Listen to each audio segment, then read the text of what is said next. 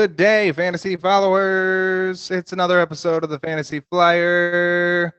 My name is Derek. I'm here in the Fantasy Pad, as always, with my esteemed co-host Taylor. Taylor, what's going down, diggity dog? Man, this season continues to flip all around the place. It's like upside down, then it feels like it's back on track, and like I don't know. Our Tom Brady, Aaron Rodgers, just trash. Washed. Yeah, injuries galore. I mean, injuries obviously are things you can't avoid, things you can't predict. So that's not out of the norm. But I just like the teams you expected to be anywhere good are awful. The only teams that we expected to be good are good are like the Bills, the Chiefs, a couple Eagles. others. Yeah, the Eagles. Yeah. Seattle's amazing. I won't say amazing. Seattle's very good, and I did not expect that at all. Tampa Bay's horrendous. Giants. Green Bay's horrendous. It's Yeah. just like, what is happening? Yeah. I think the cool part for us coming up is that we have week 8 and then we have the trade deadline within days of each other. And you're gonna see something's gonna fall into place or something's not. You're starting to hear the rumor mill churn. We already saw a couple deals. Obviously, the Christian McCaffrey deal we covered on Right. Tuesday. We have another one with the injury to Brees Hall that the Jets did, which we'll cover slightly. Because it's really, I don't think it's as huge as folks are making it out to be. But who knows? The Brees Hall has left a huge hole in that backfield. Michael Carter and now James Robinson, I feel, will probably. I think it's really going to be more 50-50. I think folks are. I don't think either one's going to get shut out. Carter doesn't get shut out. If that was the case, he'd probably just ask for a trade anyway. But Yeah. either way, now that you get it churning, you're almost at the halfway point, you could say, and it's a good time for the trade deadline. But you know where these teams are going to go after the trade deadline.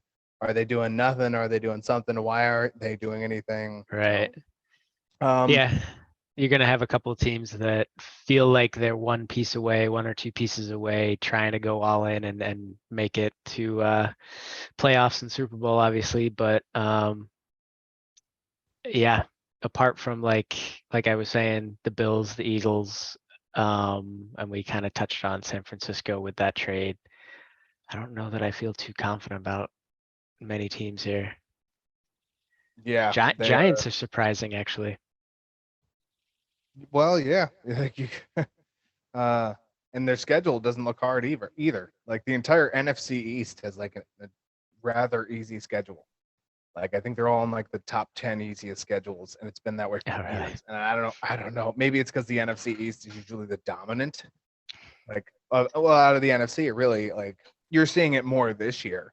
But other than a couple, like usually two of the teams make the playoffs roughly. So easiest schedule might just be how that's looked to the rest of the NFC. I don't know. Yeah. It doesn't seem very odd to me, but if you're here watching the show, give us a like, follow the Facebook page, subscribe on YouTube, give us all of the love or all of the hate, either one. It's fine. We're here for that too. Like we put ourselves on a public platform. It's not exactly like we can prevent it. You have the option of free speech, so feel free. I may ignore it, I may not, but you're free to do that. Haters are gonna hate. Haters gonna hate, haterade, and then hater tots. I'm gonna let you take it away with our 9 segment news, injury notes, etc. It's not as long as our Tuesday shows. Generally, don't really get hard into injuries until Thursday. Yeah. Friday. Yeah, days Friday. are weird. Yeah, go ahead, Taylor. Sure. So teams with buys this week, Kansas City Chiefs and the LA Chargers. Note on the LA Chargers, Mike Williams, who suffered a high ankle sprain, will miss some time, unfortunately. Keenan Allen did come back, play limited snaps, so that's promising. I think the thing there was he kind of wanted to test it out and just sort of see game pace, how he was doing going into the bye week so they can get a sense of whether he needs more time and what they can practice and how that'll happen moving forward. So kind of stinks they get Allen back hopefully, and Williams is now out. So keep an eye on Carter and Palmer moving forward, and obviously Everett, as we've touched on. But those are the only two buys this week. Carolina, PJ Walker, who actually had an okay game. I mean, they won this game pretty handily. He apparently has already been said that by the coach that he will be the starter for this upcoming Sunday game, even if the other guys are healthy. So apparently, I mean, he said the interim coach said he's earned it. So good for him. Go Steve Will. Yeah. Denver. Apparently there's some rumors. I don't know, Mike Fiorio. Is that how you say that? Yeah. He is reporting that there's some likely a trade with Bradley Chubb if they lose to Jacksonville on Sunday in London, which Yeah. honestly Just shouldn't matter. it shouldn't matter, but it's also very No. probable. Denver just sucks. Mike Oh, Boone. he went out and he said that one. I mean, they have been horrendous. Mike Boone, ankle, placed on IR. The running back situation here without Javonte Williams has been horrid. Latavius Murray really the biggest benefactor and doing decently with the job, even if Melvin Gordon is the starter. Latavius Murray seems to be getting the goal line carries and a bit more work, so that Yeah. only benefits him. We'll see what 100%. happens. Yeah, we'll see what happens if Melvin Gordon gets a tiny bit more work, but it may be maybe like a 40-60. We'll see. But they signed Marlon Mack as well with that injury. Detroit, what's that? Insurance. Insurance, exactly. Marlon Mack jumping around. Maybe he'll be on half the teams this year. We'll see. Detroit, Amon-Ra St. Brown left the game. Dan Campbell, the coach, says he did not actually suffer a concussion, but due to the new protocols, he showed some signs of poor muscle control, stumbling, instability. So they So according to the NFL, he suffered a concussion. yeah, right. That's But basically he's like, nah, it's not. It's just that, but with a yeah. different. So yeah, exactly. I would say to your point, he suffered a very mild concussion. He's already out of the protocols, and it's expected he will play this upcoming week. So, Yep. but obviously monitor that. Concussions are not linear, as we've said many times. Cleveland. I don't know how this got out of alphabetical order. That's probably my bad. David Njoku suffered a high ankle sprain, is expected to miss some time, which is a huge blow.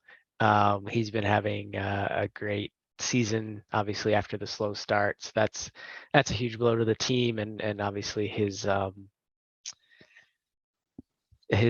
career to kind of continue to have his ups and downs. So that's unfortunate. Green Bay, Alan Lazard, shoulder injury. He is questionable. Apparently, he was in a sling after the game, so keep an eye on that. Houston, Nico Collins, groin injury. He's also questionable. Keep an eye on that. Indianapolis. So even though Matt Ryan did have an injury, the wording was that he was actually just pulled because of bad play, and that Sam Ellinger will start moving forward. And the idea is that he's expected to start the rest of the year. So, You suck. yeah, Matty Ice is put him on ice. He's not doing so hot. Yeah. It's not. Well, I'll touch on that. Yeah. I mean, Sam Ellinger. I honestly, I'm not really sure what to say here, other than he has some rushing upside. He has some talent, but he's not the most accurate, which is actually surprisingly, despite Matt Ryan's poor play, he's like been number 4 in accuracy. So we'll have to see how that affects the receivers. But I mean, I don't think this is a bad move considering how bad Matt Ryan has been. New York Giants, Daniel Bellinger unfortunately has an eye injury. He is out and undergoing surgery and out indefinitely, possibly the rest of the season. That's a pretty big blow for the team, as he's been stepping into the vacancy that they have in the receiving aspect of their game. So maybe a benefit for Wandale Robinson and Slayton. And we'll see if Kadarius Toney ever comes back. As we sort of touched on at the top of the show, New York Jets, Breece Hall unfortunately suffered a torn ACL and is out the rest of the season. They immediately go out and acquire James Robinson from Jacksonville. So ETN stocks way up. I mean, he's already been taking over the job there. So, I mean, not much changes there. He's so overloved in the last 24 hours since that trade went down. I would not be surprised if people see people selling him high. You think He's so? he's not been so all right. So he's obviously now he's clearly the RB1. There's no which for the last 3 weeks it's been the same thing. Mm. I haven't like look at the other RBs who are coming to life. Josh Jacobs, Eckler, Nick Chubb has been falling and is still probably more dependable. Mhm. I wouldn't be surprised. Like everyone's like, he's the RB. Yeah, there's no one there to touch him. There hasn't been for 3 weeks. Like I guess that's the only thing I'm really saying. It's not like you could sell him high right now. He should have been if you're going to sell him high, it would have been 2 weeks ago. But So you think he's gonna come down a bit? I not even to say that, but I think it's the perception of it is that like they have to face the Texans again. No, like he's not going to come down. But he's been there. It's been there. It's not like it wasn't any different. They were doing nothing with James Robinson. They were doing Yeah. nothing with James Robinson. And he's proved himself that he's worth a pick, like a 6th rounder that can be a 5th rounder. So congratulations, James Robinson. You held the entire year for Jacksonville, and they shipped you off for a pick that's 1 round ahead of where you went. Yeah. I feel like that's another sign that the Jets aren't in this for long term. Like you are going to be gone. Yeah. just my take on it. I mean, I don't think, to your point, much changes between the past few weeks with ETN. I think he's a decent RB2 for fantasy perspective. But Yeah, I that's do about think right. he has some explosiveness. He's a pass catcher. So in PPR leagues, I don't want to say I like him more than Nick Chubb, considering Nick Chubb's I don't know if he's on the decline, but I like the pass catching for sure. I mean, honestly, right now looking at a half point PPR, ETN is behind Walker by a couple of points, and I would say that they've sort of been trending in the right direction at the same time. Maybe Walker a week or two before him, and they're like I don't know down around RB 20 or so. So yeah, I think you're right. It's like don't go too crazy on ATN. Don't try to require him for a boatload. I think he's going to be a decent RB2, and I don't know that I would trade him away unless somebody's giving me a huge offer that, as I just said, I don't think they should be doing. Right. No, and that makes complete sense as far as like if he's going to have that kind of upside, you're going to see it early on. He is the RB16 on the year. For context, Jamal Williams is right behind him by 4 yards. Yeah. So I mean, he hasn't been amazing. Right. Yeah. Don't go crazy on ATN. 14 catches, 151 yards in 7 games. He's played 7, right? Or did he play 6? This is I don't 2 think they've had a started. bye, and No, yeah, he's only this started the past like 2. 2 or 3 weeks. The last Yeah, 2. Okay. But yeah, I mean, ever since week 4, his snap percentage has been above James basically Robinson. above, yeah, but Everybody. basically above 50%, except for week 6, he had 46 snap percent. Yeah. So So he's yeah, don't go nuts. All right, sorry to interrupt. Keep going. no, that's fine. That's good info to chit chat about. So yeah, I mean, James Robinson, Michael Carter. I would say this week Michael Carter is definitely going to be the RB1. James Robinson's still going to get acclimated to their system. We'll see how it plays out moving forward. But James Robinson's not a pass catcher. Michael Carter is. Yep. We'll see. Probably a 50-50 moving forward. Corey Davis, unfortunately, knee injury, left the game, did not return. So keep an eye on him. Seattle, DK Metcalf, patellar tendon injury. According to Pete Carroll, he does not need surgery, but there is going to be, it's not long term, but he's going to be absent for a bit of time. It's not known. So make some moves in terms of how you want to handle that. Keep an eye on it. I would say, I don't know, two plus weeks probably. I don't know anything about injuries, but that's just my gut. San Francisco apparently released Tevin Coleman. I mean, he had one great week. I mean, now they have Christian McCaffrey. They don't need him. Debo Samuel hamstrings day to day. That stinks, especially now that you have a good rushing option. Debo being their number one wide receiver. Yep. Well, I mean, I guess Ayuk is decent, but anyways. He's been blossoming the last 2 weeks. Yeah. Tampa Bay, their usual guys are questionable. Just keep an eye on them. And then Tennessee, Ryan Tannehill ankle, he is questionable. He was in a walking boot after the game.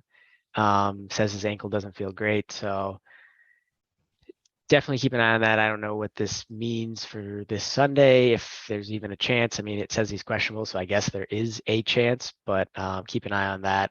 If you have Tannehill, which he's been up and down, I don't know that you necessarily want to play him. I don't know who they're playing this week. I didn't check, but he's been like a low end QB that you would want at best. So look for something else if you want. Maybe PJ Walker. Kyle Phillips hamstring unfortunately has been placed on IR. So both their rookie wide receivers are now on IR. Derrick Henry all the way, I guess. So, and I'm going to keep an eye on this name as we get closer to the weekend, even though it's still Ryan Tannehill. Nick Westbrook-Akina has been, he's had 60% or more snap counts in the last 3 games they played. He led the team in snap counts for wide receivers anyway. This past Sunday against the Colts. If Kyle Phillips ain't there, it seems like he's getting the space on the field. And he didn't do. I didn't put his stats down, but I don't think he did horrible for targets. I know he didn't last week either.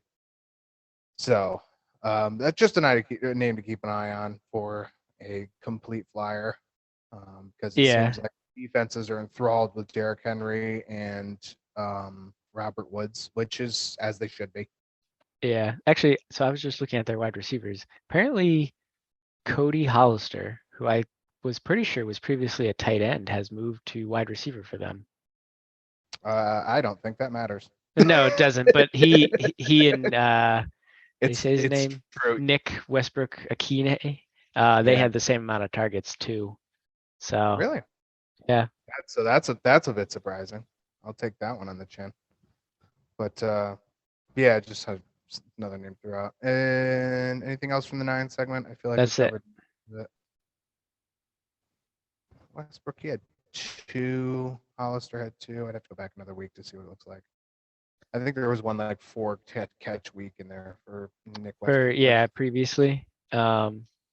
He's been averaging like 3 or 4 every week, other than weeks he's been injured or whatever. Okay. Sounds good. Real quick, we'll go over the 5 fantasy flyer results. Did you see the total for these? Yeah, holy crap. Yeah. Very close. That was with me having a goose egg. I was going to say, you had a goose and Campbell went off.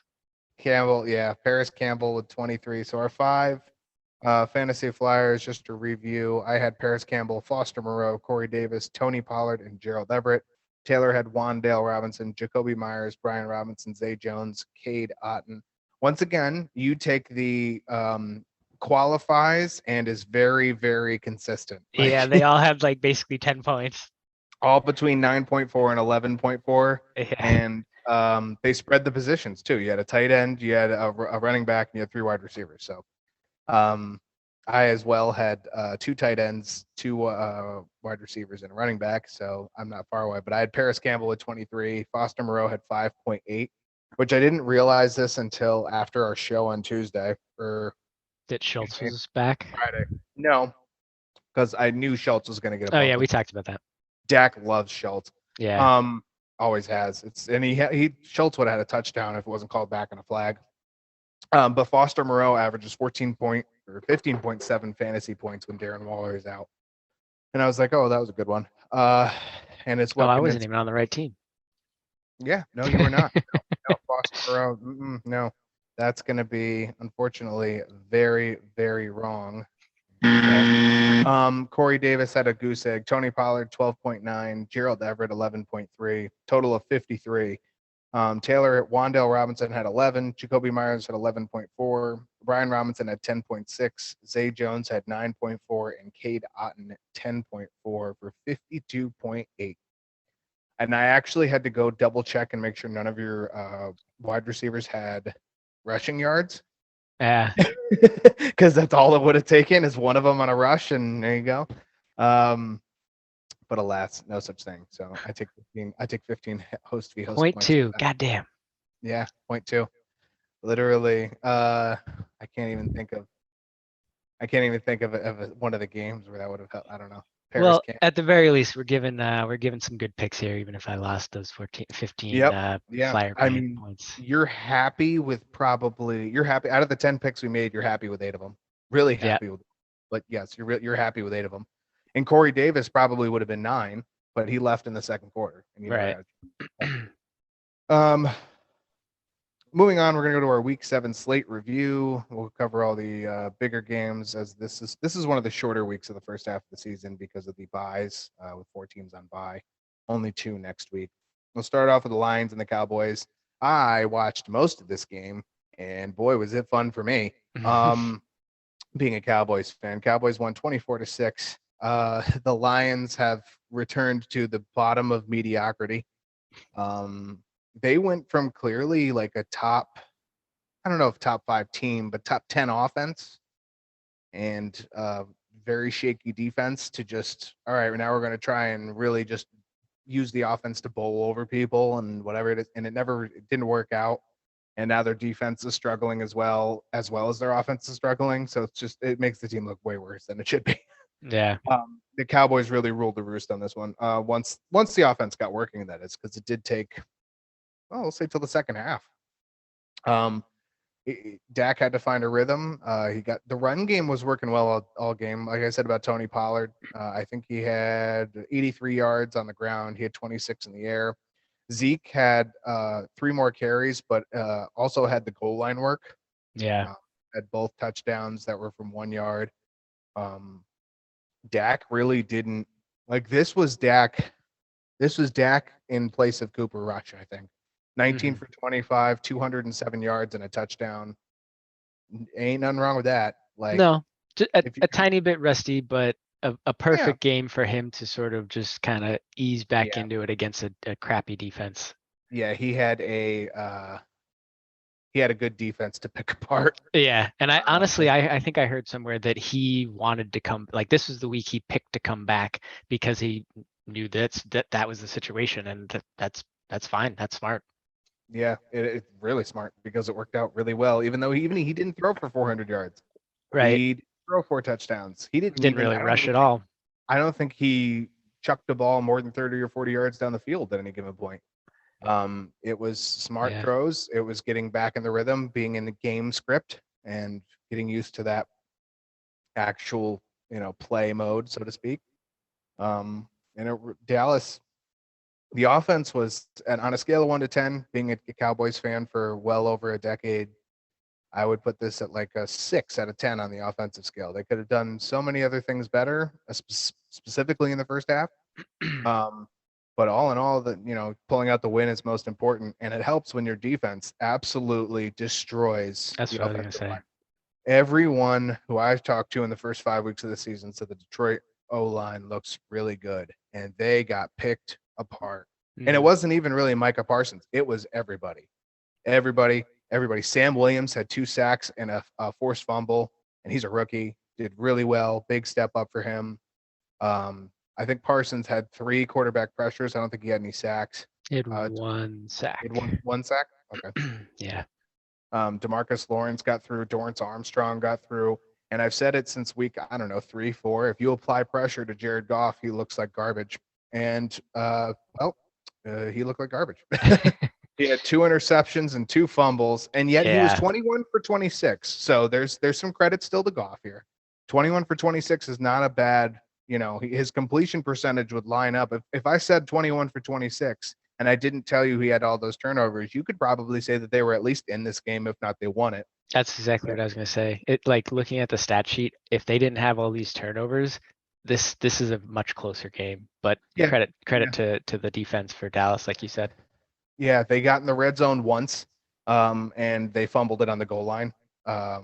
I don't remember who got the. I want to say Dorrance Armstrong got the fumble, the forced fumble, and it was recovered by Demarcus Lawrence.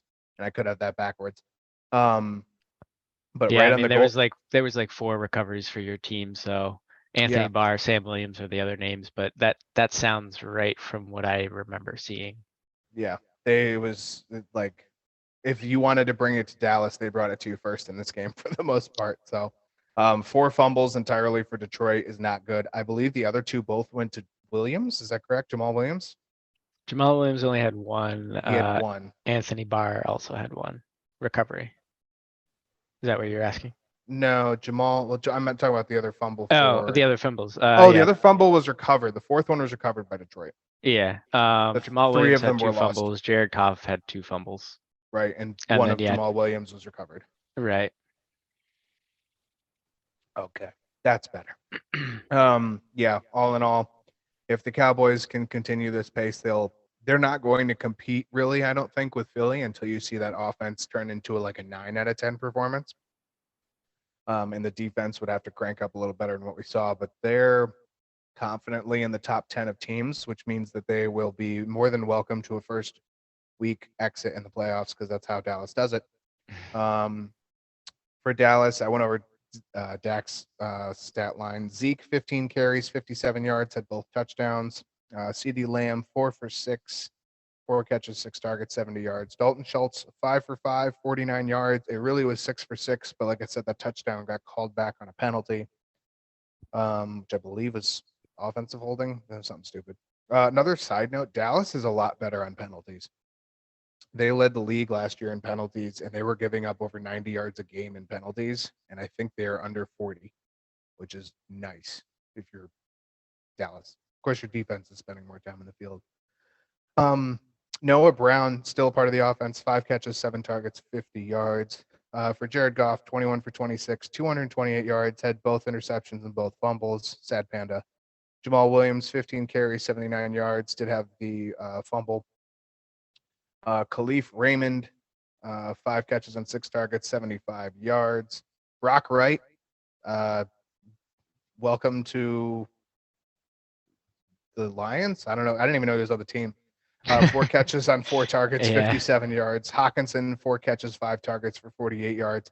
The Detroit offense stumbled midfield multiple times and had to punt, and it just wasn't good. Good thing they signed Jack Fox to that contract extension. He was happy to serve.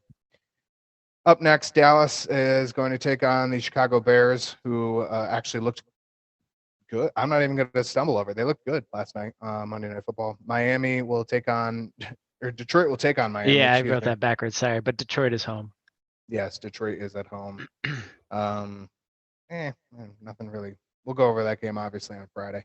Buccaneers at Panthers is next, and what a surprise! This was a game that the odds on FanDuel when building the slate it was negative 1,000 for the Buccaneers to win, and I'm sure a lot of people probably lost a lot of money. Yeah. Basically meaning if you bet $1, you'd get 10 cents back if they won. So it was only good in parlays. The Bucks did not win. I don't know if anyone's paying attention. Update: the Bucks look horrible. Oh my God, they look so bad. Who are these Bucks and what have they done with the good football team that we once knew? Even week 1, they just weren't bad. They were just all right. We got some things to fix, and then they didn't, and they just haven't. I don't know. Tom Brady is arguably having his worst season ever. Like it's just not. The Buccaneers, and more specifically Tom Brady, they have lost 3 games in a row for the first time since Tom Brady was a Patriot in 2002. Damn. 2002. This man barely was a starter. He hardly knew how to shave his face. It has been 20 years since Tom Brady lost 3 games in a row. Disgusting. Yeah. It's like I don't want to watch any of their games anymore. They're taking after the. Well, I can't even say they're taking after the Panthers now. The Panthers looked good without all right. of their pieces.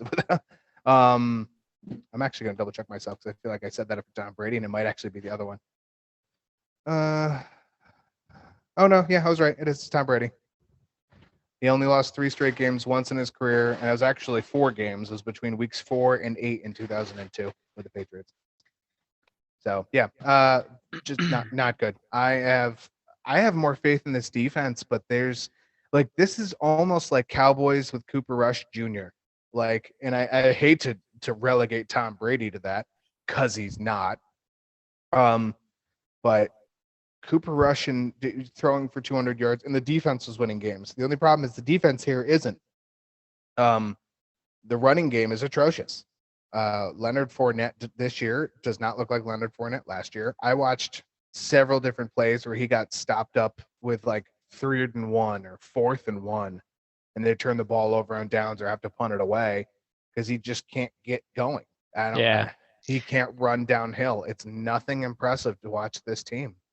Yeah, I mean, we've been saying it all season, and I think I've literally said these words. We've been saying it all season. I'll say it again. Their O-line is bad. It's really affecting the team. The running game is not there. Tom Brady's not getting the time and the looks he wants. He threw 49 times and only completed 32 of them. I mean, he still had almost 300 yards, but they just cannot get into the end zone. I don't know how many field goals. Well, I don't know. They had 1 field goal. They're not even getting close enough. They didn't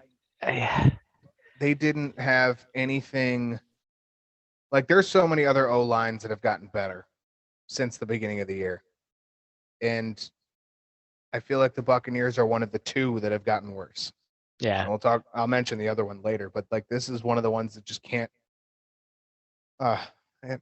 They're not getting. Brian Burns had a sack, and it looked good for Brian Burns, but like the defense for the Panthers really kept the Buccaneers out. And when you're turning the ball over on downs, you're making stupid plays. The play calling and the communication between both Evans and Godwin and Tom Brady is just bad. And when your communication's bad, you're running wrong routes. He's throwing the ball. I watched on the same set of downs in the red zone. They turned it over on downs, spoiler alert.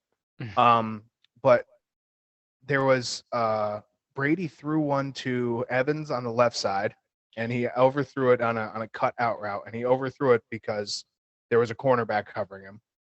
But he threw it short of where Evans was going to be, almost like he was supposed to cut back a little, and he didn't. Okay, that was like 2nd down. The very next down, Evans is on the opposite side of the field, and he's again running another cut out route, and he's got someone outside him who's supposed to block, and he makes the cut, and he doesn't put his foot in the ground and take off. He just turns and not doesn't run. He just jogs. And Brady put it out there like he was just going to beeline for the sideline, and he was 8 feet in front of him. And I'm like, this is supposed to be a 1,000-yard receiver and literally the greatest quarterback this league has seen. Why does this look like PJ Walker last week? And PJ Walker's out here lighting them up. The Bucs defense didn't get to him either. PJ Walker was very good. 16 for 22, 177 yards, 2 touchdowns. Very good for what we've seen PJ Walker do. And he hit DJ Moore on a great 30-yard touchdown that was perfectly placed to the back of the end zone. He hit Tommy Tremble, who was wide open. His field vision was great. And at that point, you'd might as well. You're going to end up running the ball successfully at some point. Guess what? Deontay Foreman and Chuba Hubbard, he both really great days on the ground. Wouldn't you know that? Over 7 average per carry. Yeah, and just more staple to the Buccaneers defense. Looks ugly. The whole NFC South looks ugly, and these 2 teams are in it. Yeah, like Buccaneers, Panthers, the Saints probably are like the most promising, and they're not even. They're 2 for 2 and 5 too. Actually, I think they played. Yeah, they're 2 and 5. Yeah, because they lost last Thursday. So they're 2 and 5. The Panthers are 2 and 5 now. Yeah. Wow. I'm actually. Yeah. I just pulled it up. The Bucs and the Falcons are tied for first in the NFC South, 3 and 4. 3 and 4. That's This is why so this sad. this is literally when I was just talking about the Cowboys and the Eagles and the Giants having the best offense or having the easiest schedules, I should say. It's because they have to play offenses like this sometimes. And that's the record that you see. Now, Yeah. I think for the Buccaneers, this is an outlier. I think you could easily say that any other season they're 7-2 at this point, or not 7-2. That's not good math, but it's there's 5-2 or something like that, and they're Yeah. having a great. But still, this is a horrible division that's still up for grabs. Right. Still up for grabs. That's the worst part is you can still see the Bucks in the playoffs after the. I don't know. Yeah. One of these They teams play is going to have a losing record and make the playoffs, like the Giants of the past, I don't know, 10 years. It's not that bad, but still. I don't think so. With the way those three teams, the Giants, Eagles, and Cowboys are playing, I think all three of them are going That's to end true. up in the Yeah. playoffs, and you're going to end up seeing like Yeah. it's gonna look embarrassing for everybody who's not in the NFC East or the Commanders. Bucks take on the Ravens on Thursday. I'm just gonna kind of shuffle right into a real quick Thursday preview because I think it's pertinent. The Ravens' pass defense is hopefully worse than what we saw, but I don't think it matters if you do not protect Tom Brady. Mm-hmm. I want to see Tom Brady come out and throw for 350 and 4 touchdowns and march it down the field. I want to see the linebackers and I want to see Akeem Hicks and all of these pieces on the defense bother the living hell out of Lamar Jackson. Mark Andrews hasn't practiced this week and won't practice before this game. I do not believe he's going to play based on that. I'm going to take Tampa Bay here. I'll say it out loud. I'm going to take it because Tom Brady is not a happy camper. He wasn't last week, but now he really has to not be a happy camper. I don't know. I have a lot of hope for this Bucks team to turn it around because if you're like they have the same record as Marcus Mariota. Like not to say that, all due respect to Marcus Mariota, you're not Tom Brady. Right. Drake London is not Mike Evans. Like yeah. I mean, so Brady didn't throw any interceptions. He had almost 300 yards, but they're not scoring, like we said. He had 0 touchdowns. They had the 1 field goal in the fourth quarter. They need to start scoring. They need to get a run game established. He threw to Evans for 15 times and Godwin for 13 times.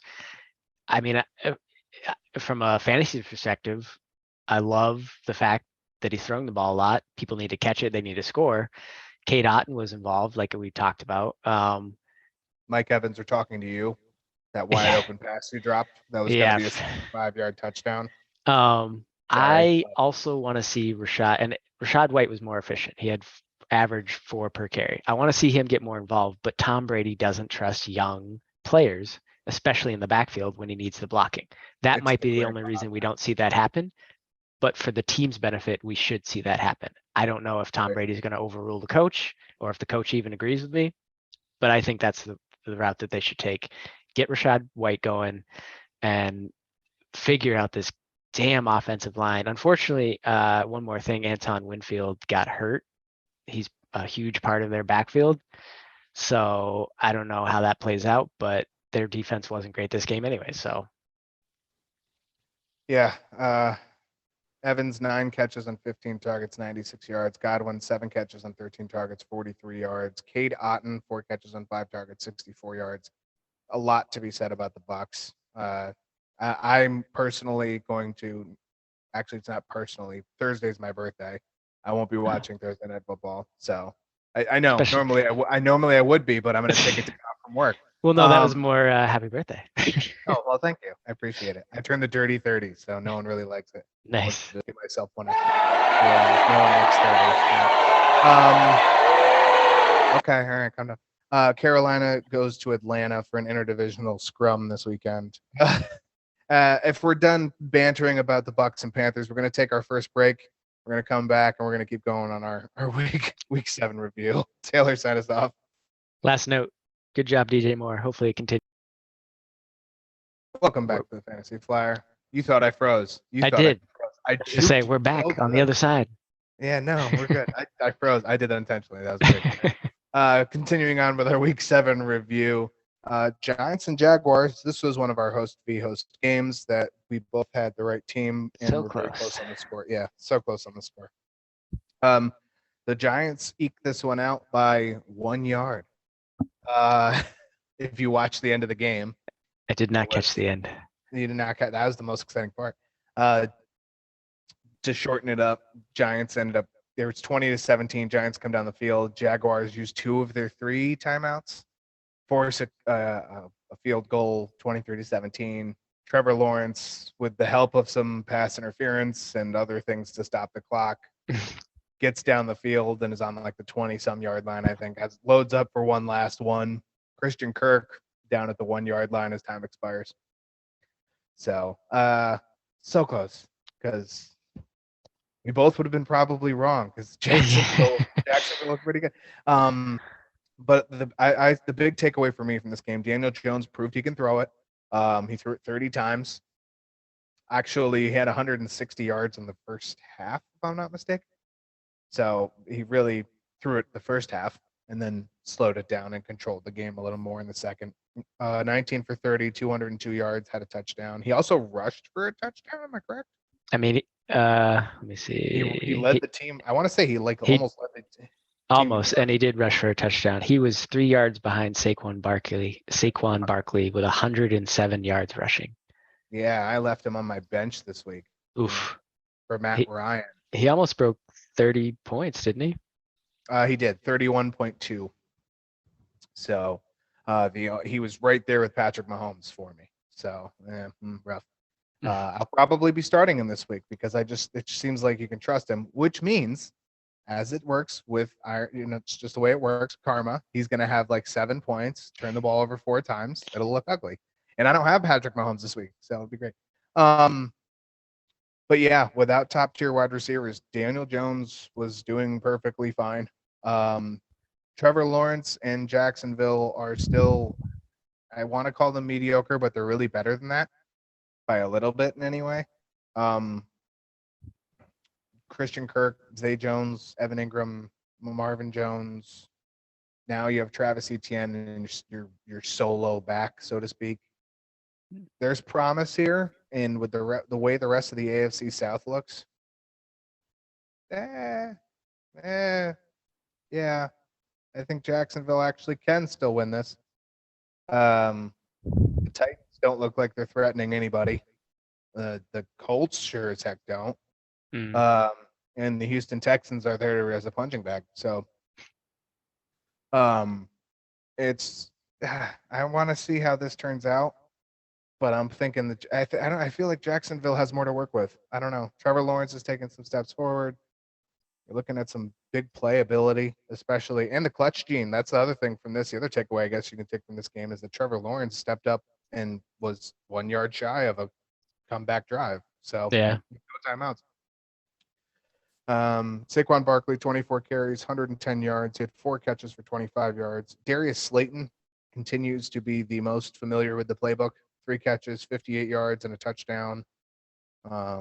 Wan'Dale Robinson, 6 catches for 50 yards. He's probably the short field target hog, and that's fine. I think I think he's fully fantasy relevant, and this isn't a time you're going to see Daniel Jones throw 35 or 40 times. Like, I don't think it's going to be that on a weekly basis, but if he's loading.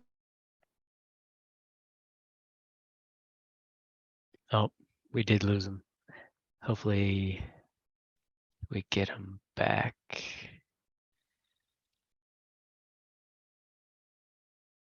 All right. Another bout of technical difficulties. It seems like it's a weekly thing now, and then it's just annoying. But We just got to accept it. Flying from the hip. That's right. Continuing on with my New York Giants thought, like I was saying, let Daniel Jones load up to Wan'Dale Robinson some. You'll be perfectly fine.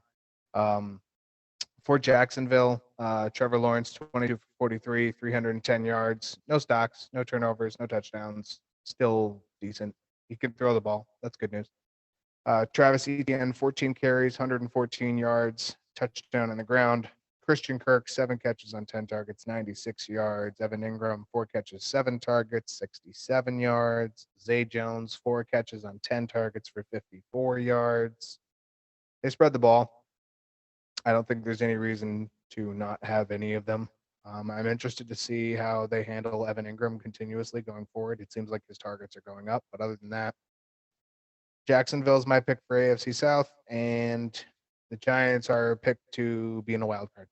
So, up next, Giants will travel to Seattle to take on the Seahawks. Jacksonville will be at home in London versus Denver at a 9:30 a.m. game on Sunday. So, anything else for you from this one? Not really. I think Wandale is questionable again, but it seems like he'll play. But him and Slayton, that's really all I want besides Barkley. Yeah. Oh, to touch on before we leave this one, to touch on your note from the 9, I guess Kadarius Toney said something like he's running and cutting now.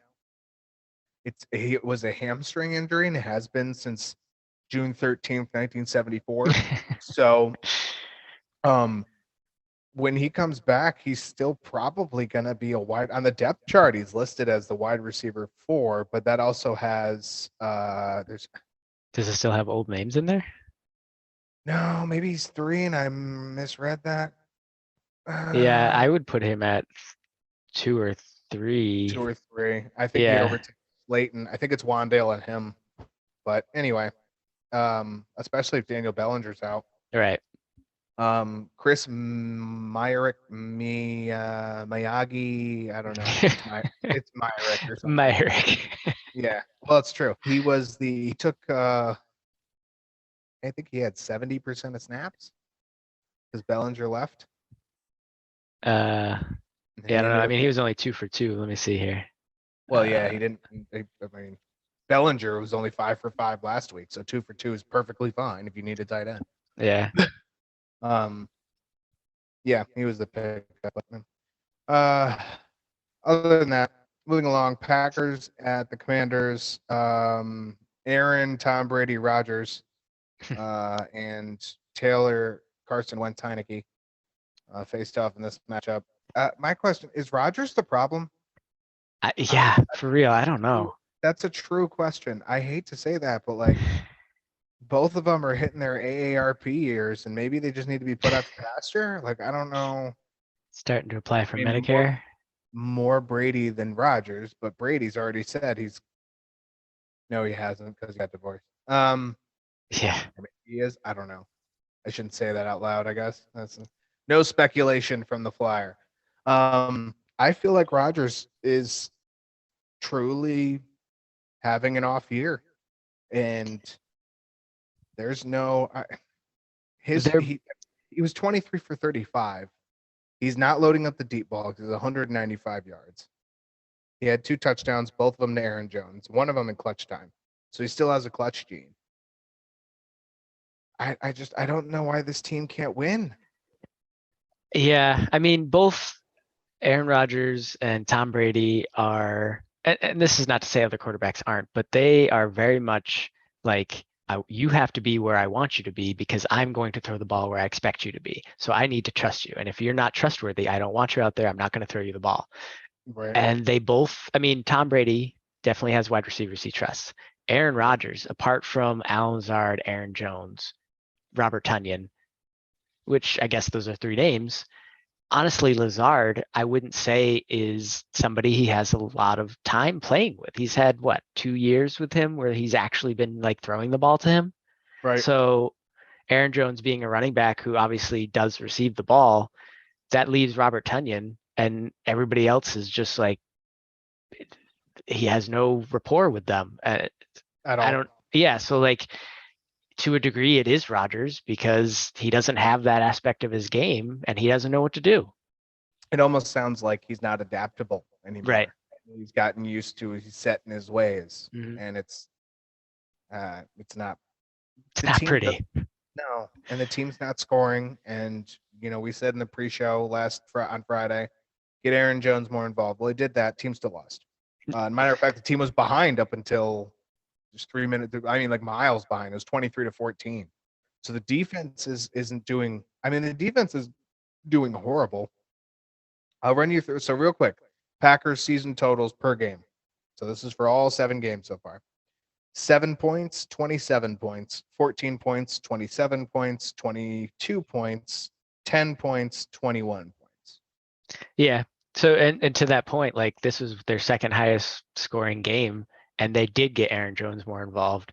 That is definitely the recipe for at least partial success here. Yeah. Um, They sat AJ Dillon at AJ Dillon's expense, but the team right. generally was better. The defense isn't really holding teams to low points though either. Right. Vikings, well, I guess they're not. They're lose. They've lost by like less than a possession. 1, 2, 3, 4 times out of 7 games. Actually, they won one of them. That was against the Buccaneers though, and the combined age of your quarterback was 94. So they aren't. I mean, they almost lost to Bailey Zappi. Not to say that Bailey Zappi isn't good, but like they went to overtime. They let him come back. The defense has problems too. I don't see how this team isn't out of the playoff picture in the next 3 or 4 weeks at this pace. I just don't see. They play the Bills. Sorry, you're holding that L. Like, here's my L. Packers, Lions, week. They're bye week in there. I feel like I'm close. No. So that'll be week 9 against the Lions. Week 10 against the Cowboys, getting eaten alive. Packers, they'll probably win. Packers and Titans, they'll probably win. And then they play the Eagles, eaten alive. Like, you don't win against the Lions and the Titans, and you don't upset one of these other 3 teams. Done. Fried. If you lose to the Lions, you're really out of it because that's interdivision. That's my take on it. I feel like they're just not in the realm. For the other side, Heineke was not amazing, but he was better. Antonio Gibson, good bounce back game. I said it on Friday's show. All the running backs are in play, and there was a good kind of balance between Robinson and Gibson. I thought McKissick would be more of a pass catcher, but not the case. AJ Dillon, as I said, huge expense. At his expense was Aaron Jones's play. I think Dillon had like 25% snap count versus 75 for Jones. I'm in the ballpark. Something like that, yeah. Sammy Watkins played in this game. He's my most intriguing piece for the Packers because he looked like in the first game and in the end of preseason like he was really in tune with Rodgers, and then he got hurt. So I want to see if the full week of practice benefits the Watkins-Rodgers connection. Yeah. But again, this team's got to get moving because this isn't the Aaron Rodgers that you expect. Aaron Jones, 8 carries, 23 yards. He had 9 catches out of 10 targets, 53 yards, 2 touchdowns in the air. Huge fantasy day just from that standpoint. Alan Lazard, 6 catches on 7 targets, 55 yards. Romeo Doubs has all of a sudden disappeared. No receptions on 4 targets this week. I don't know if he's the go-to guard for secondaries. I didn't watch this game enough, but last week I think he only had 2 catches. 1. It's from his 7 and 8 that we had week 3 and week 2 and stuff like that. For Washington, Heineke, 20 for 33, 201 yards, 2 touchdowns. He had 1 interception that was a pick 6. Boo. Devondre Campbell did it very good. Ryan Robinson, I'm going to slot him right behind Travis Etienne you should probably get him if he's taken. Etienne's taken for sure, but Robinson, 20 carries, 73 yards, 2 catches for 13 yards. You get a touchdown, he's an RB1 probably. Antonio Gibson, 10 carries, 59 yards, also had 3 catches for 18 yards and a touchdown in the air. We mentioned it last week. Terry McLaurin should get a bump, being the only person who's worked with Taylor Heineke. Well, he did. Yeah. 5 catches on 8 targets, 73 yards and a touchdown on a very well-placed pass from Taylor Heineke. Heineke, the Meineke, car care. Cam. Curtis Samuel, 5 catches on 8 targets for 53 yards. Washington will host Indiana in the battle of I don't want those quarterbacks anywhere near my fantasy team. And Green Bay, as I said, will travel to Orchard Park and take on the Buffalo Bills, fresh off a bye. I imagine that game will probably be over quickly. I'm gonna load up Von Miller for that one. Anything else from this one? No. Good. It was ugly. Moving along to the 4 p.m. games, Jets and the Broncos, another one of our host games. Jets win 16-9. I don't think anyone scored in the second half, did they? Where'd that game go? Do I have Brees? Jets scored in the fourth quarter. Looks like. Oh, that was the other touchdown. Okay. Yeah. Because that's right. Because they had okay, and the Broncos missed their extra point, so they only got a field goal after. Yeah. Okay. I'm caught up now. Big story from this one, obviously, Brees Hall's injury. He was well on his way to RB1, and now we will see him in 2023. Torn ACL and a meniscus injury. Let the fiddles and the violins play now. I hope he can bounce back. ACL is not as bad as Achilles or other leg injuries for running backs, but it is not good either. Michael Carter and James Robinson, as we mentioned earlier, will be the 1-2 punch now for the Jets. I personally think this causes a huge problem for the Jets. They have a very good 5-win team right now at 5-2. And unless one of those backs really steps it up to be that explosive, don't forget about that guy type player, then Zach Wilson ain't throwing the ball great. No. You make him throw the ball, they're going to lose. The wide receivers are almost unplayable with him at this point. I mean, it's unbearable. He threw it 26 times, had 16 completions, 121 yards, no touchdowns. He's, from a quarterback standpoint, not even on my radar. No. And I mean, like, if the running backs stop producing, if they can choke them up, which is much easier to choke up Michael Carter and James Robinson than Brees Hall, in my opinion. Just, we've seen it happen too often. Brees Hall was on a roll. This is his fourth straight game with like a run of 50 or more or something like that, and he's had three of those runs were for over 60 yards and a touchdown. He was becoming the most unstoppable thing the Jets have had in years. Yeah, and actually, just to clarify something we misspoke about, he had the only touchdown for the Jets. Everything else was field goals. They had 2 field goals in the fourth, so that really stifles their scoring opportunities.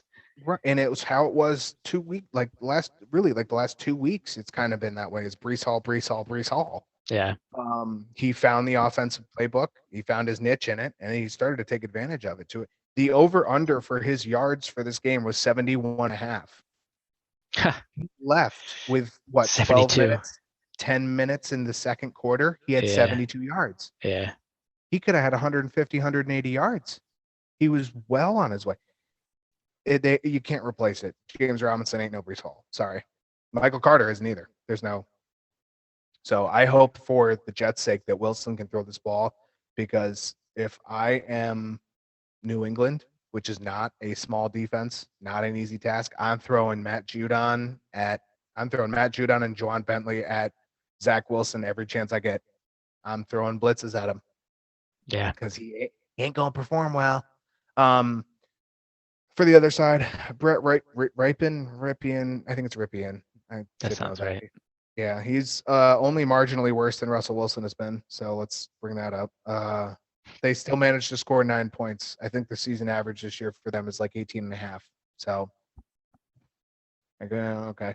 I will say that, and it's pretty clear that the offense, whether it's with Russell or whether it's with Brett, because we've now had a week with each, and it'll go back to Russell more than likely for the London game against Jacksonville. But the tight ends position, Greg Dulcich can make a difference. He spreads the field.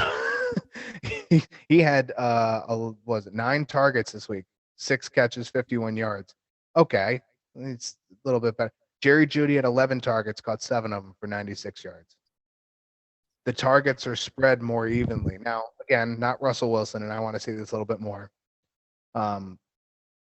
There seems to be more offensive cohesion now that you don't have to just you could literally take the outsides of the field before when you didn't have to worry about Albert O.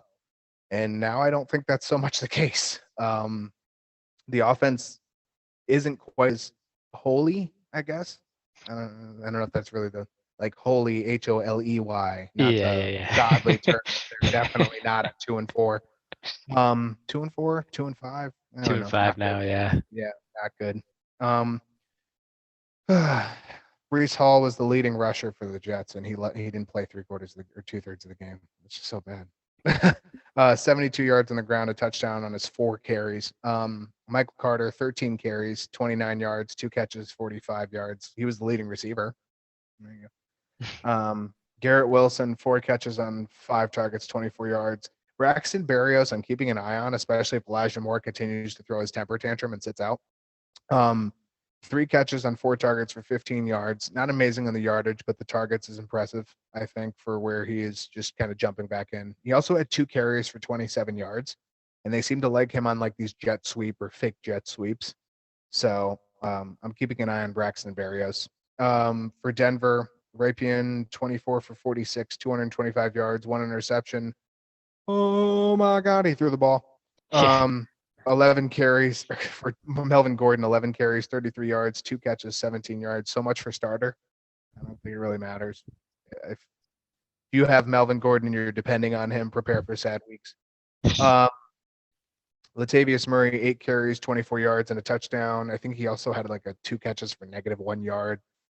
Helps PPR and everything else. Jerry Jeudy, like I said, 7 catches and 11 targets, 96 yards. Greg Dulcich, 6 catches, 9 targets, 51 yards. Yeah. Denver faces Jacksonville and London. The Jets are at home versus the Patriots, which I think now becomes a very good game for your Patriots. Anything else for you? I mean, the Broncos about the same, even without Russ. Like I said, he's only marginally worse than Russ has been. Yeah. I guess it points to that O line a little bit. right. Yeah. I think the biggest thing here is like honestly, the receivers got more targets than they have in the past. Which for fantasy, you like to see that. But yeah, this offense is just hurting in general. They can't get the ball moving. So right. The other thing I pointed out on Friday's shows is that the Jets had it blitzed on 33 plays, and they created pressure on 26% of defensive plays, regardless of how much they blitzed.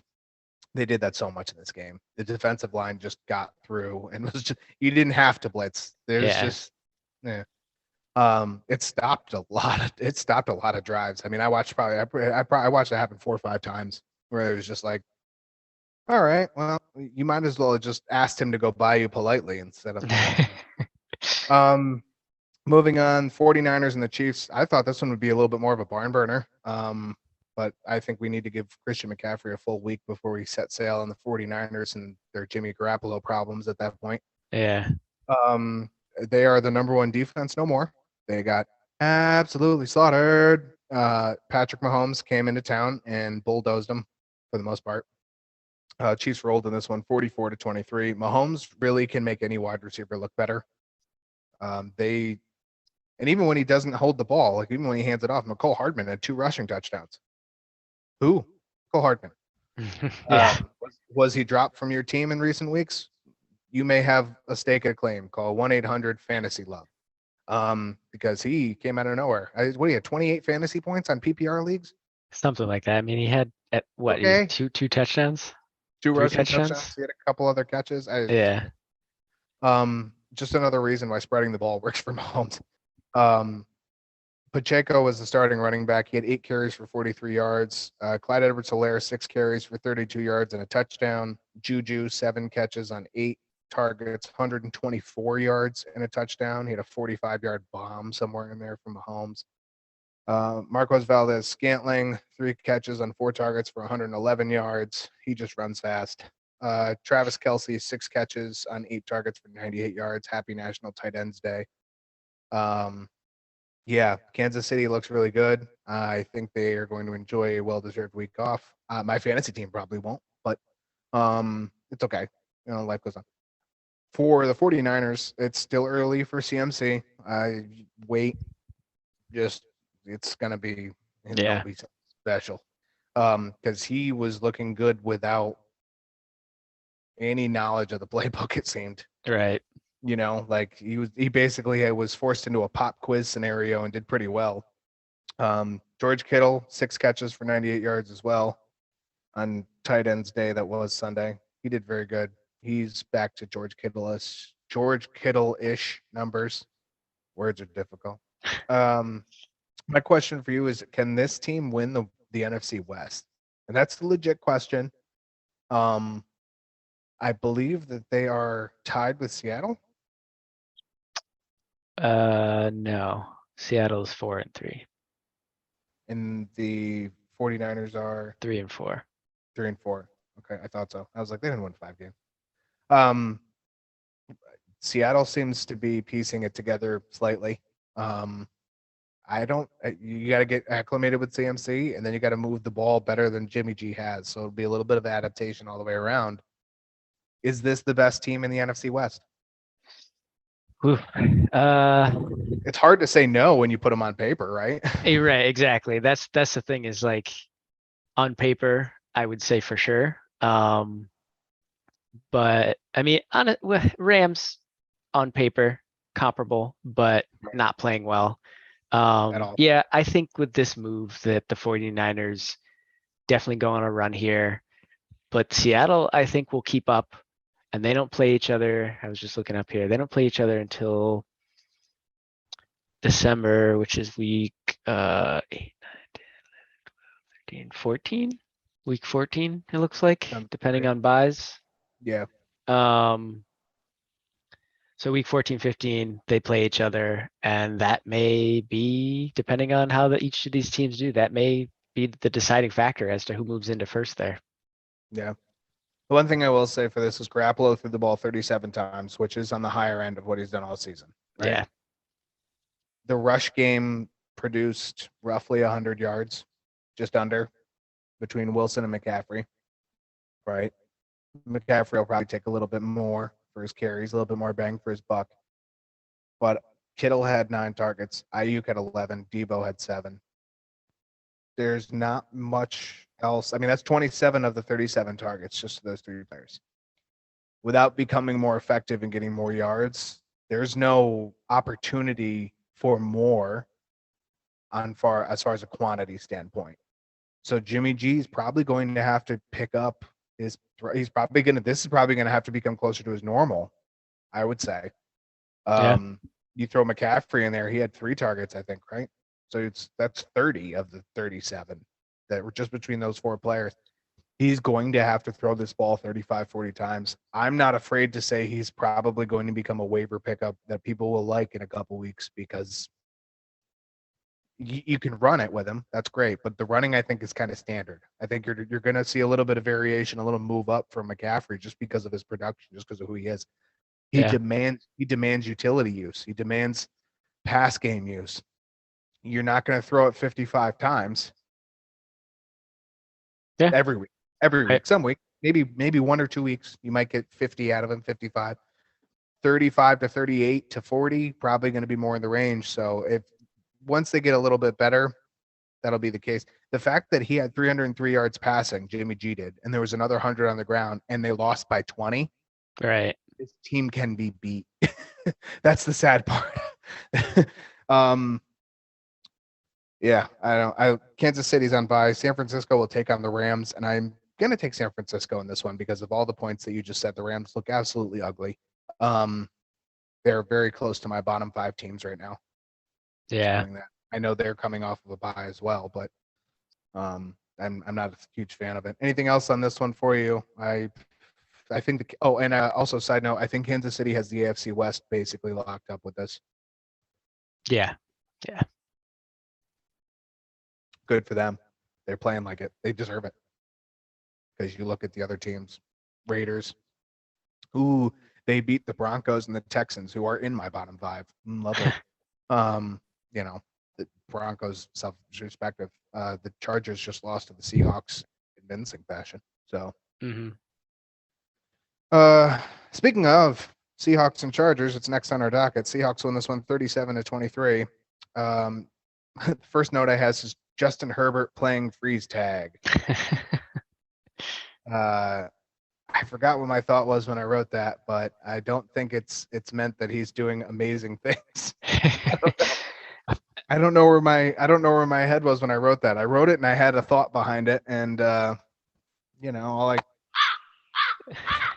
got Flew right now. away. Yeah, there it goes. Austin Eckler had another big game here. I think after 3 weeks there were people who were ready to give up on Austin Eckler, and hopefully you didn't. Yeah, hopefully he didn't. If you sold low on Austin Eckler, then Oh God. you're crying in your pillow at night right now. Yeah. 9 carries for 31 yards and a touchdown. Okay, fantasy day there. Like you got 10 points right there almost, right? Add in 12 targets and 12 catches for 96 yards and a touchdown. His third straight week of 32 or more fantasy points. Yeah. They figured out how to use him. And that's the way it should have been from the beginning. He has been the best running back, easily one of the top 2 running backs in the league last 3 weeks. There's just no if, and, or but about it. His snap count went up to 77% this week, which is what you expect from Austin Eckler and what he demands, and it benefited him drastically. Mike Williams had a touchdown catch before he left the game. So sorry. 7 catches on 9 targets, 86 yards. Gerald Everett, 5 catches on 9 targets for 63 yards. I think was the other game that they had 10. Yeah, this one's the Seahawks give up 15 yards per reception to tight ends. They were close here. They were close. Herbert, 33 for 51, 293 yards, 2 touchdowns, 1 interception.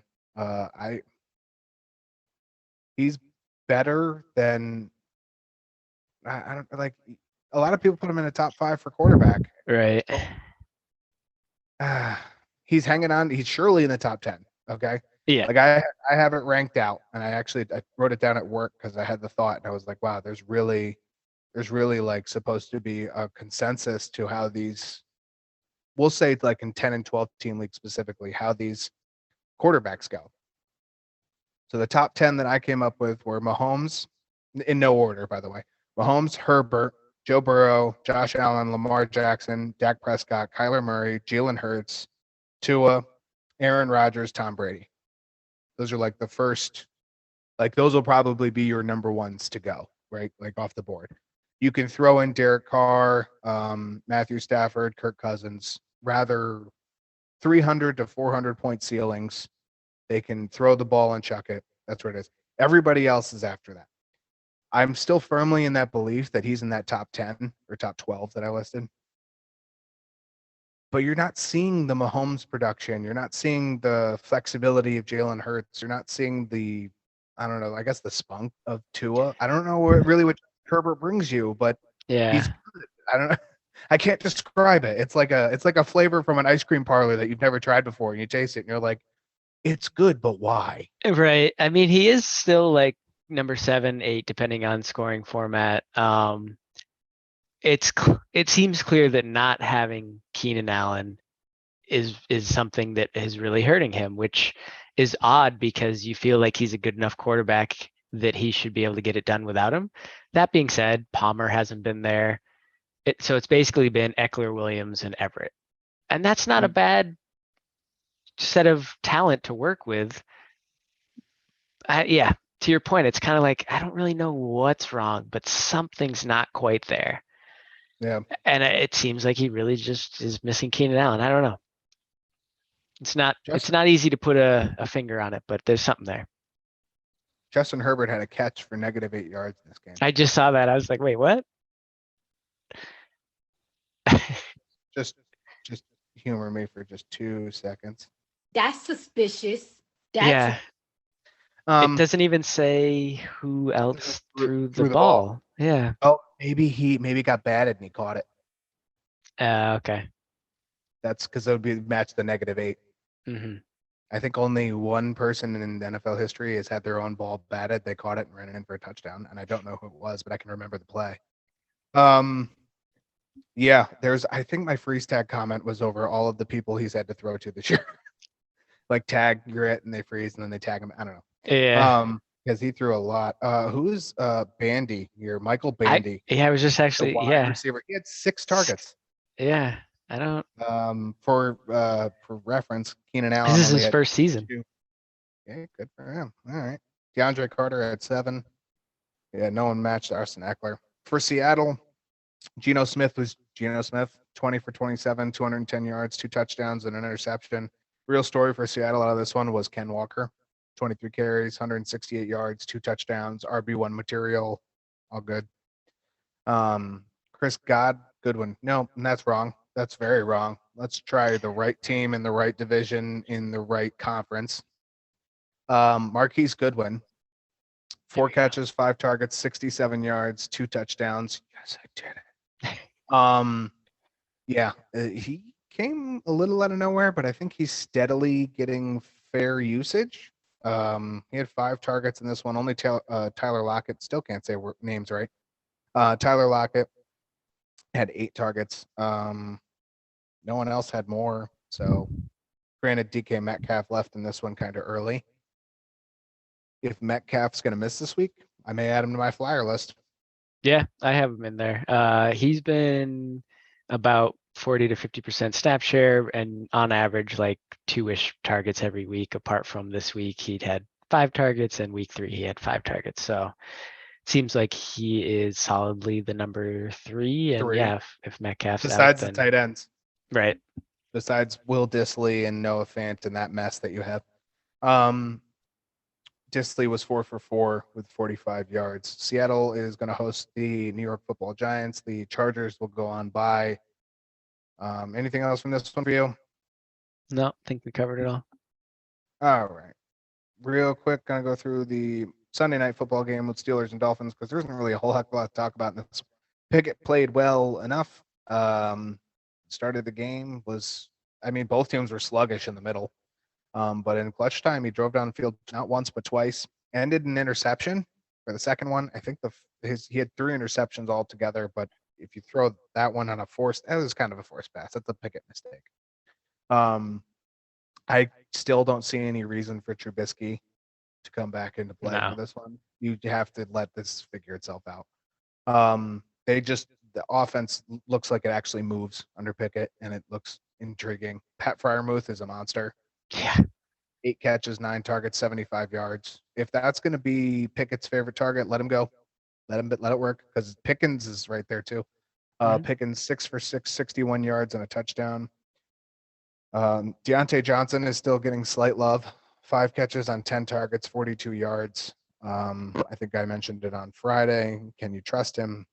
Yes, you probably should wait because he was drafted 30th or so overall in most fantasy drafts on ESPN and Yahoo leagues. And he can still get there. He just needs more ceiling games than anything else. Yeah, I mean, you like to see the 10 targets. I would say in that aspect, he's still the number 1, but I think the quality of targets obviously goes to Pickens and Freiermuth. Yeah. For Miami, Tua, a little bit slower back to action, but team still kind of moved. Hill and Waddle they're just about as much of a 1-2 punch as any in the league.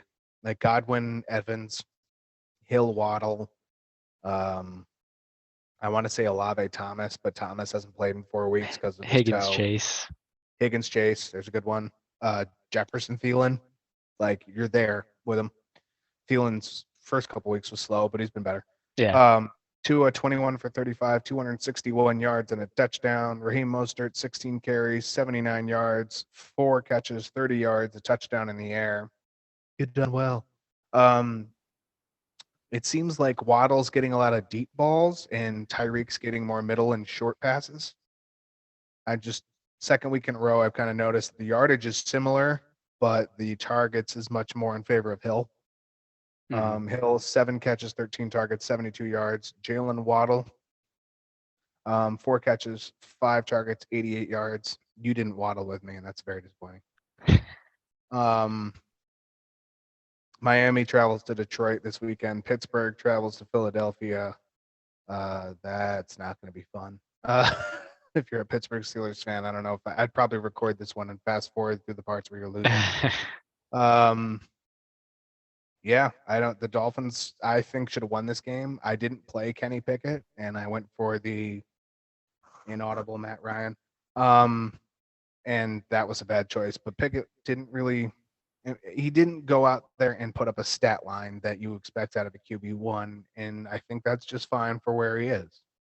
I think much of the rest of this year is going to be, how many times are we going to say it? Just growing pains.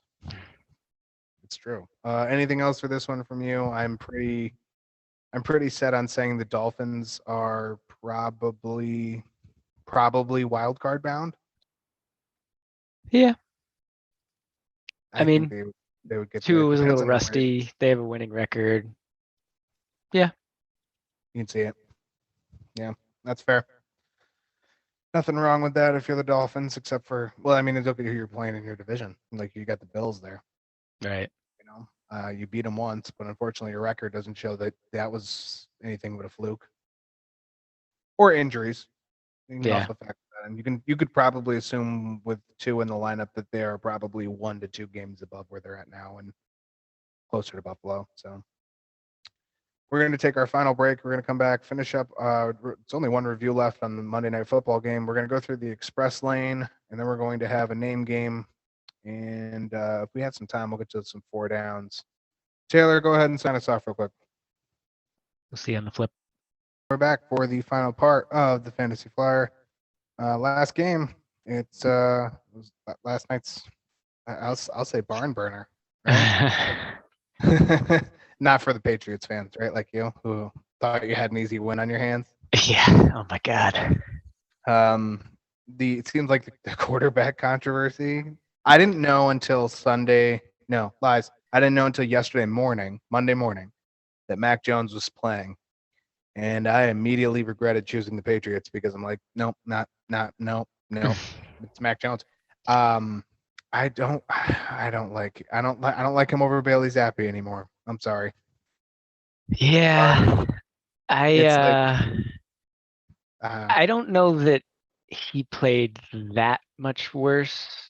And unfortunately, I didn't get to see much of the game. At halftime, I was like, oh, I'll watch this game in the condensed version faster, whatever.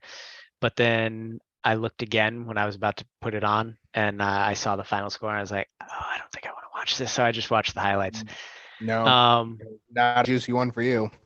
No. So yeah, from the highlights, it did not seem like Mac played worse per se. He didn't play well, but I don't think he played that much worse than Zappi. That being said, I think until the end of the game, when maybe Zappi was trying to make more happen, Mac wasn't in that position. They were okay score-wise, and he just made a bad decision. And I understand to a degree why they put Zappi back in, but I don't know. So I don't know if I agree with it. So Mac was 3 for 6, had the 1 interception, which was a bad throw. It was a bad decision. Yeah, those happen, right? He had 13 yards on three passes. Right. The offense wasn't moving. No. We saw it with Trubisky. This is worse than Trubisky. That's the way I look.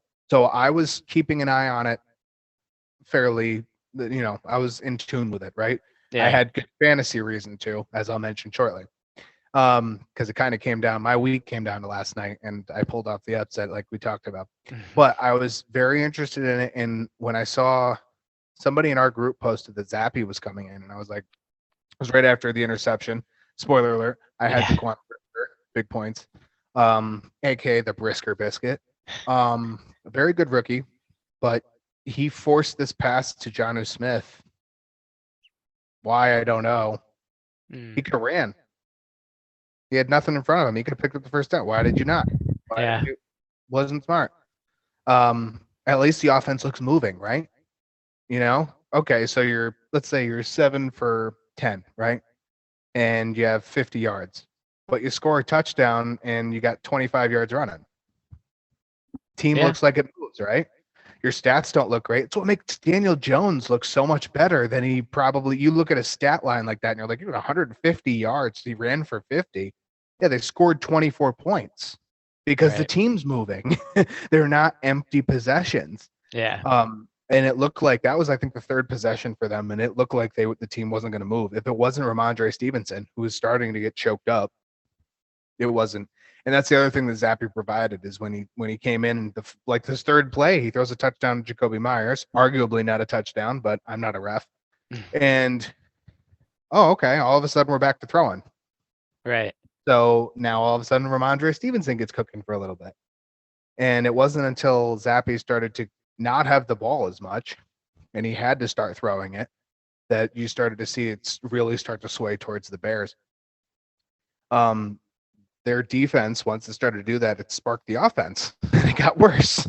I had 2 defensive players in this game, one for each team. My opponent had Ramondre Stevenson. I thought it was so dead. I was down by 2 points going into this game. He had Ramondre Stevenson. I picked up Matt Judon on Wednesday in our waiver session. And I was like, I need a linebacker because my other linebackers are TJ Edwards, who's on bye. And I was like, and Kaiser White also on bye. So I'm like, all right, so I got to pick someone else up. And I'm like, we'll pick up Judon. He's like tied for league lead in sacks, right? 2.5 sacks. Blows the game open for me. Has a 20-pointer. Jaquan Brisker puts out another 14. My defense is literally holding me in that league, and I just feel so happy about that for a second. No one wins on defense in that league. Like, I literally get between 90 and 100 points most weeks on just my defense. Yeah. I want to point that out. But no, back to the actual game.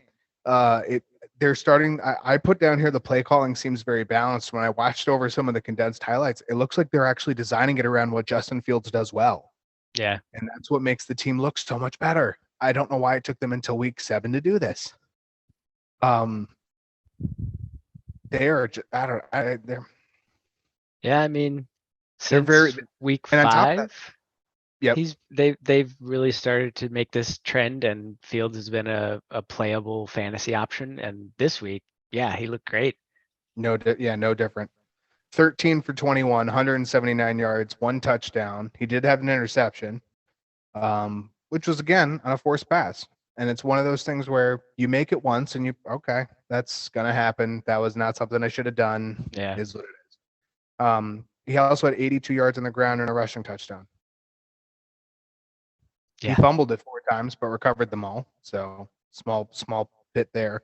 It helps when you don't have as much pressure as the Patriots were providing between Matt Judon. I think Gottschall got through a couple times. Lawrence Guy got through once or twice. So there was some pressure being put on him. But all in all, again, that's a stat line. Bailey Zappi was 14 for 22, 185 yards, at a touchdown and 2 interceptions. So he had look at those the difference in the 2 team. bad yeah, exactly. He had 2 not great interceptions, and he had one that hit somebody like somebody in one of the lines, like somebody's head or whatever, and that was caught as well. So I don't know why that wasn't put as an interception. Obviously that's not his fault as much as the other 2. Right. But yeah, I only saw 2 interceptions for him. Oh, you were talking about like why wasn't it considered an interception? right, yeah. But anyways, point being, Zappi did move the offense significantly better. Jones ran the ball like 3 times for 24 yards, which made up for his lack of moving the ball from a throwing aspect. And they were definitely using Ramondre more because of that. But when Zappi came in, the offense did look better. And so I guess me not disagreeing with that decision doesn't mean crap, because it was the right decision. Apart from those interceptions late in the game. But yeah, Zappi comes in, Patriots are down 10-0. They go up and end the first half down a little bit, 20-14. That's fine. That's not great, but you go into the half in a close game, and the defense somewhere in the second actually started to step it up and was keeping them to field goals, keeping the Bears to field goals. And then in the second half, the defense played very well and kept them to field goals, but the Patriots just could not score. And that really did them in. But yeah, Fields actually running the ball made a huge difference here for Chicago. Yeah, in a huge way. I am finally confidently out of Bears are completely unplayable. Right. So that's good. I still don't know if I trust any of the passing games, but as far as Justin Fields himself, if you can keep running it for 60, 70, 80 yards, 13 for 21 is fine. 150 to 200 is fine. The team looks so much better when you do that. Yeah. Because Montgomery and Herbert had 62 rush yards each. Montgomery had a touchdown in there. Those aren't blow them away numbers. 124 yards between two running backs. It ain't amazing. There's like that really good running back team move the ball. The running backs move the ball, XYZ, XYZ. But for similar stat lines, the team made the most out of their yardage. And I'm actually thoroughly impressed by Chicago. So Yeah. I hope that they can keep it up. Justin Fields looked like a top tier QB at certain times. It wasn't an overall thing, but this is the first week that I expected to see this in like week 1 or 2 from Justin Fields. This was that step forward that you wanted to see from Justin Fields. Honestly, the next thing I think they need is a big time receiver. Sounds crazy. Get him one, because if he's chucking it downfield, even if it's 15 for 23 instead of 13 for 21, he adds 50 yards and you get another touchdown there. Even if the Patriots put up a stink, if they give that play up, it's a close game. Yeah. It brings them from, well, the Patriots offense didn't move anything to, well, now their offense kept with us, but our offense outperformed them at the end. So steps for Chicago. I'm proud for Chicago. I'm happy for the Bears fans. Yeah. Mooney was 3 for 6 with 53 yards. Equinemius St. Brown, 4 catches for 7 on 7 targets, 48 yards. Real quick, because I think it's worth bringing up, Cole Kmet, 2 catches on 3 targets, 32 yards, and Khalil Herbert had his lone catch go for a 25-yard screenplay touchdown. Good for Khalil Herbert. Yeah. I don't know what Montgomery's contract is like, but I could see the team not signing his 5th year and sticking with Khalil as I don't know. Yeah, I guess it depends on contracts, but Khalil had a better He's a free average. agent this year. He is okay. So UFA. he might ask for some money, but he doesn't looked a get little 5th better. year. He doesn't get a 5th Oh, year. sorry, you're talking about Montgomery. Yeah, Montgomery doesn't get a 5th year. Oh, okay. Yeah, so I could see why. this team not signing him and sticking with Herbert. I meant, yeah, sorry. I was talking about both of their contracts. I don't know what Herbert's contract is like either. But if it's cheaper and he's already signed to something and he doesn't make a stink and want more money, I could see Herbert's signed an extra year. He's already signed an extra year. He's signed through 2024. Yeah. So 2023 is a UFA for Montgomery. Yeah. I personally think it'd be silly for them to let Montgomery go, but the other thing is that he hasn't played a full year yet. He's been really hurt a lot of that. For New England, Zappi, 14 for 22, 185 yards, a touchdown, 2 interceptions. They labeled that, I think what you were talking about was the fumble. Okay. It was more of a handoff. They didn't see that as a pass, which if they did, would have been incomplete. Oh no, that was something else. I'll have to look back. There was like this weird handoff that ended up as a fumble that they lost. Yeah, that was bad because I believe they were moving in that drive too. Ramondre Stevenson, 11 carries, 39 yards, 1 touchdown, 8 catches on 8 targets, 59 yards. I thought once he had the touchdown that I was dead in the water, and then Matt Judon just kept getting sacks and TFLs. Parker, Devontae Parker, 3 catches, 5 targets, 68 yards. Jacoby Myers caught both of his targets for 34 yards and a touchdown. Up next, Chicago travels to Dallas, which I think now is actually going to be more of an interesting game. I think that's going to be a little bit more of a defensive matchup between both, and it's going to be who can move the ball in. I'll say a new way, but it's not new. New England travels to East Rutherford, take on the Jets. Anything else from this one from you? Sorry for your Patriots loss. They're now last in the AFC East. Play the world's No. smallest fiddle for you. It seems like unless something else was happening with Mac, they may go with Zappy again as the start. And if they do, and he gets the first team reps, we've seen what he can do. That may be a good thing. So what you're saying is Mac Jones, Detroit Lions quarterback. I did hear that. I don't know. That I would heard be- somebody, was it you that threw that out in our chat yesterday? I've been throwing out all like it's that time of year where if you got somebody who might be valuable to somebody else, pick up the phone and call them, and shit rolls downhill just like that. Yeah, Like- I could see Belichick saying, let's move forward with Zappy and try to get something for Jones. I don't know. I still like Jones, but obviously this year I don't like what I've seen. Moving on, we're going to go through an express lane. This is where we cover some of the lesser important games in a quicker fashion. And I will take over for this one. So start your clock. Don't really set the clock. I don't time myself. Get the hell out of here with that. Colts lose to the Titans 19-10. Colts O-line is still bad. You said the change earlier in the 9th segment. You said the change to Sam Elringer might have this plus side, but Matt Ryan's been very accurate. Yeah, it's because Matt Ryan's not the problem.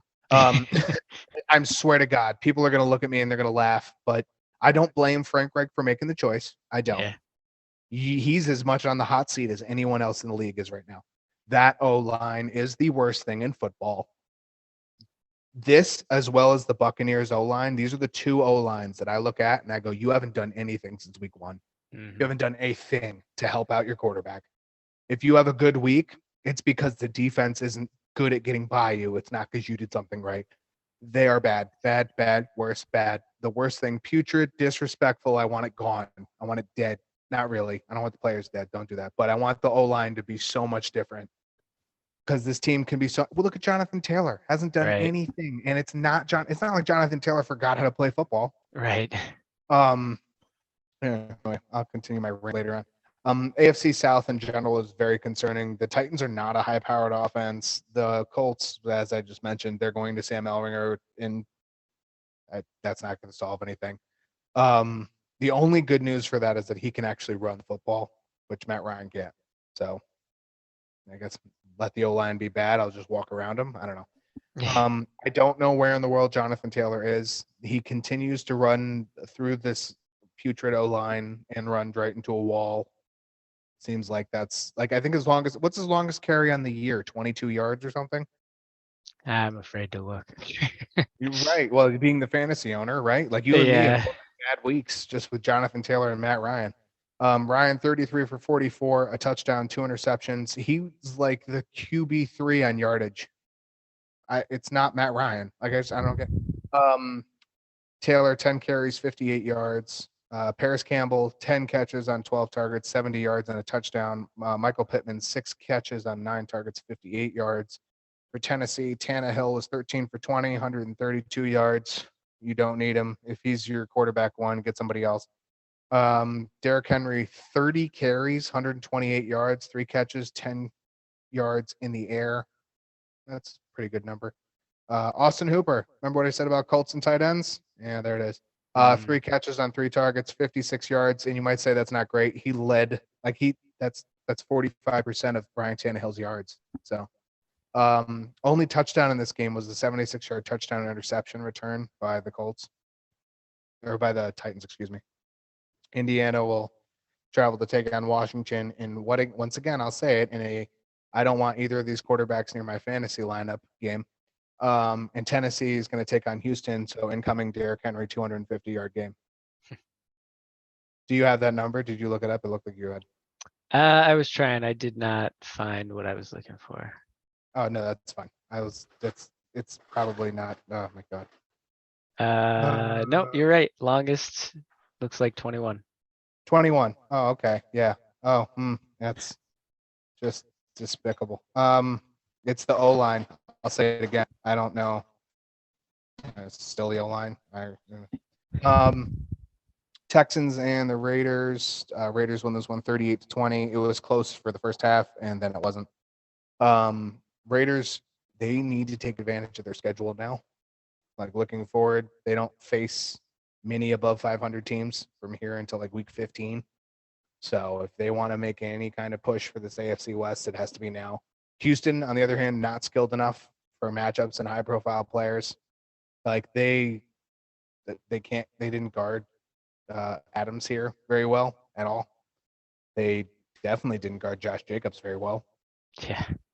They're just not. They don't have the pieces for it, and that's okay. Carr was 21 for 27, 241 yards and a touchdown. Josh Jacobs, 20 carries, 7,000 yards, 140 yards, 3 touchdowns, 3 catches for 12 yards in the air. Josh Jacobs is right there with Austin Eckler for me, as like I would love to trade for him. Nobody's selling him low, and I don't blame them. Devontae Adams, 8 catches on 9 targets, 95 yards. Matt Collins, 2 catches on 3 targets, 44 yards and a touchdown. Foster Moreau had 3 catches for 28 yards.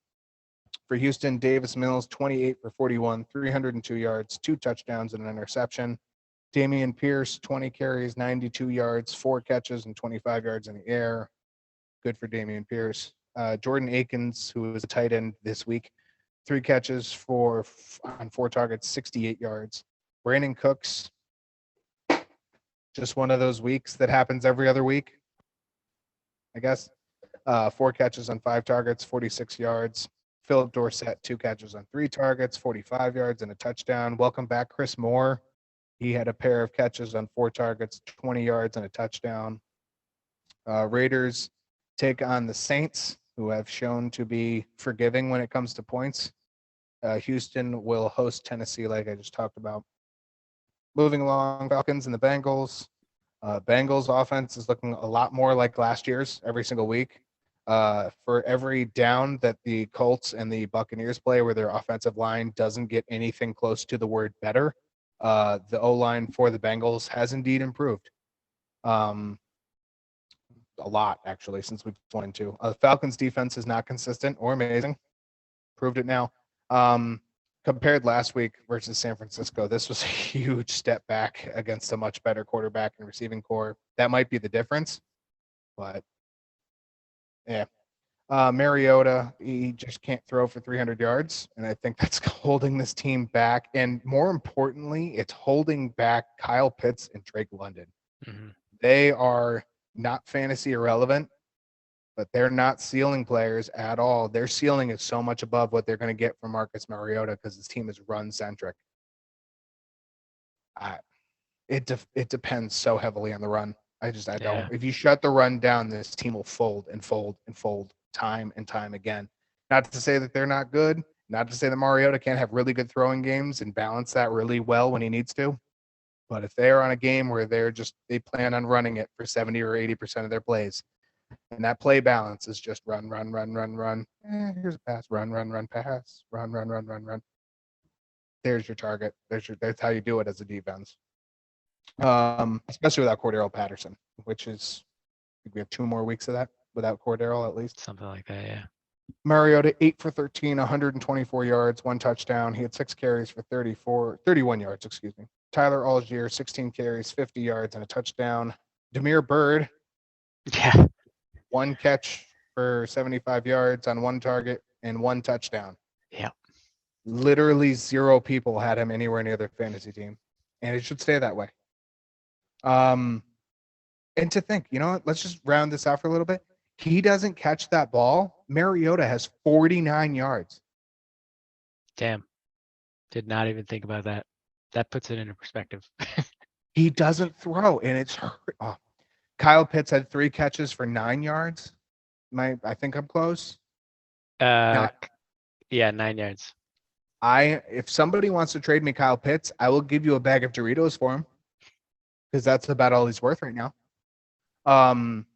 He was so much better with Matt Ryan as QB, and you can see it. What's the difference in somebody who throws 40 times versus someone who throws 13? Yeah. Doesn't even matter depth of pass. Really doesn't matter. For Cincinnati, Burrow, 34 for 42, 481 yards, 3 touchdowns. He had a rushing touchdown. Basically, the only thing he didn't do was set up a tent and campfire in the middle of the field.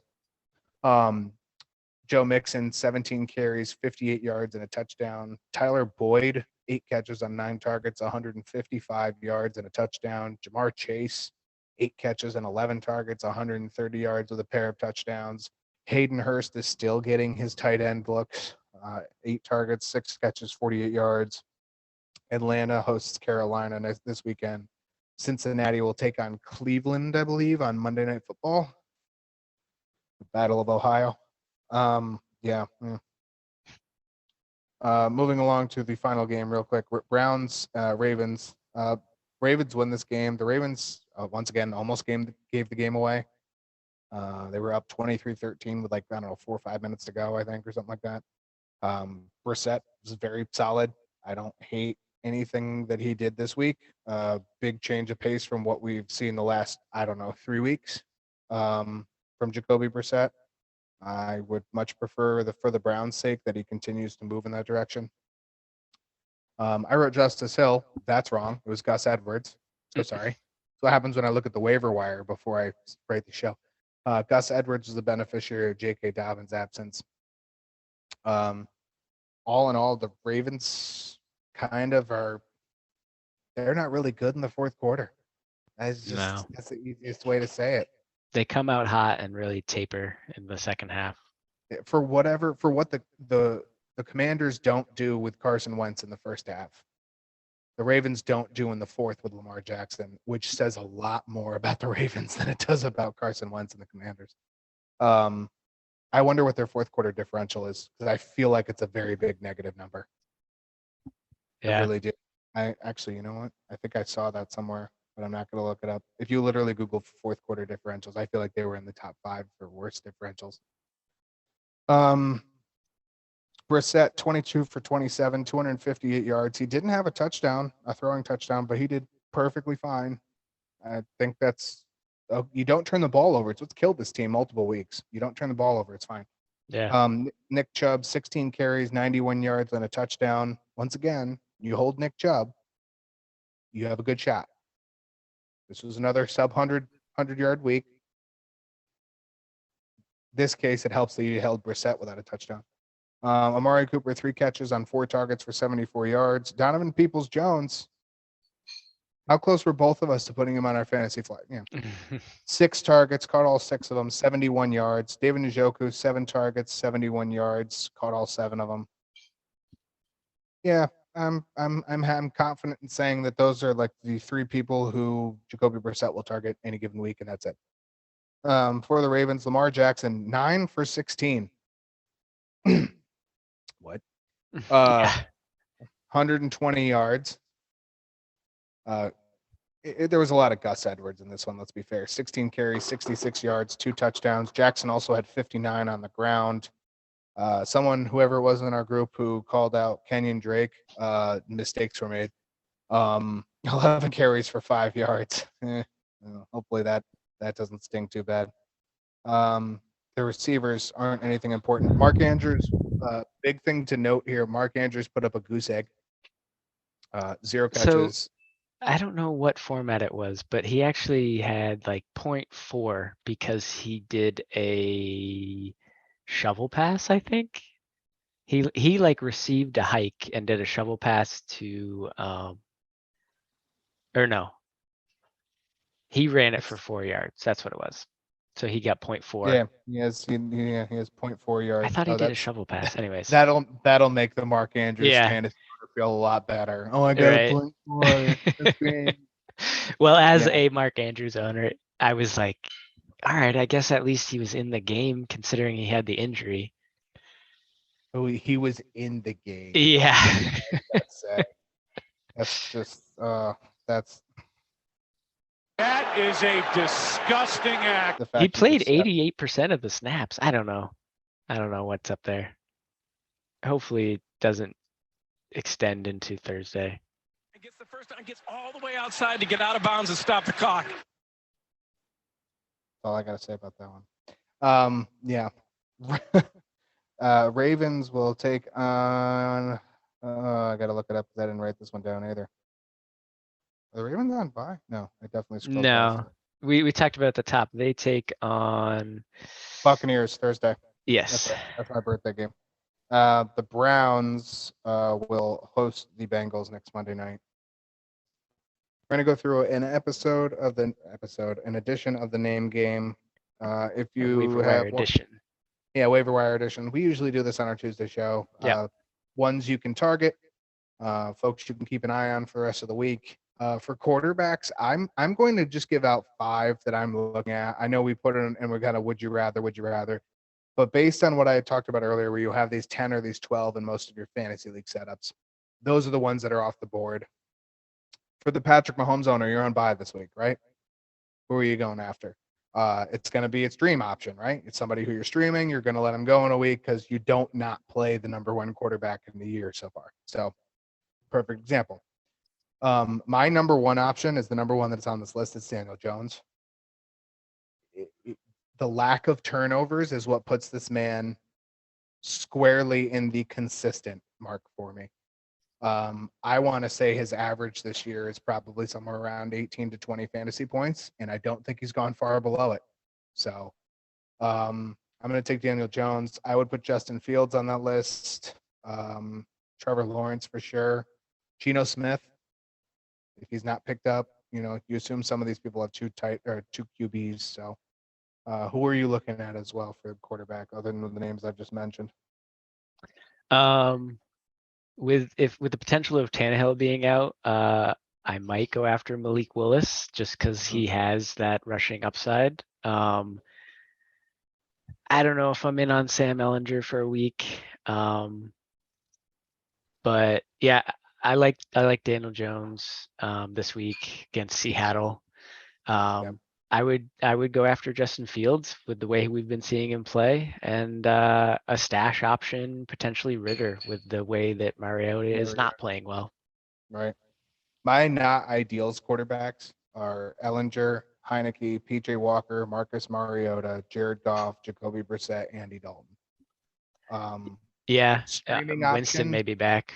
Right. That was if Dalton is out and Winston's back, he firmly goes into a stream option. But you're playing a team that gives up yards to the wide receivers. So the Raiders. So that's not a horrible option either. But those would be my QBs. For running back, I like how you put Paris Campbell in running back. That's sweet. He's a man, jack of all trades. Oh, he is? Okay. Yeah.